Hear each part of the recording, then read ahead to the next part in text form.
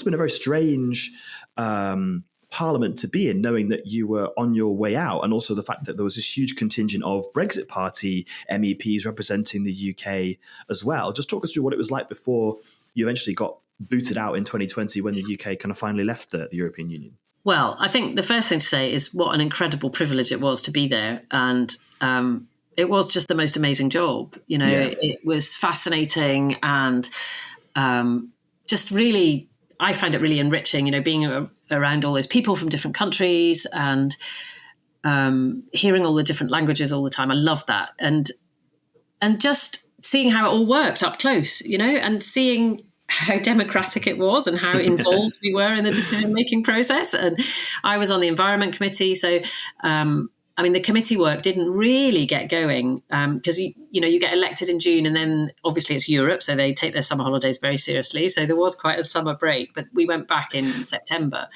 And the committee work was only just sort of beginning in that autumn period as they set the new mandate. So we didn't do a huge amount, but there was some stuff that was hanging over from the previous parliament. So I was involved in some discussions in the Environment Committee around things like pesticides and neonicotinoids, and we had also had a big thing about whether the European Parliament was going to declare a climate emergency. So there was lots of debate around that, and you know, we really were part of it, and we were part of those negotiations, and every line of legislation was pored over, and there were British people in the room, you know, being part of those discussions. So that this whole sort of notion that we were taking instruction from Brussels was just, you know, I've had conversations on the doorstep with people where I've described what really happened, and they had no idea that it was like that. You know, I think we communicated really badly about it.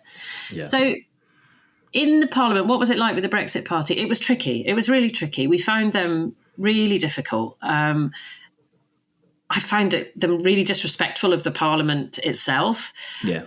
And it was hard having such diverse opinions, you know, being from the same country, but being so opposed to each other. And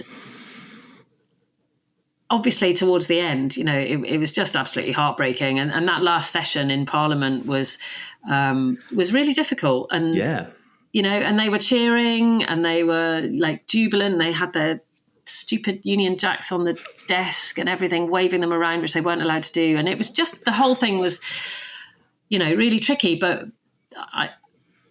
most of the Parliament felt the same about the way the Brexit Party MEPs were behaving. Yeah.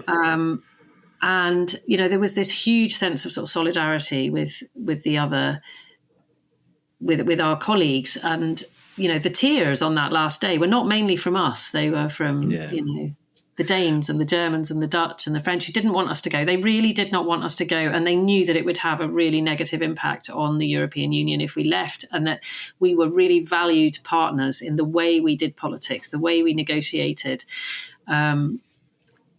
You know, and they knew that, and they didn't want to see us go.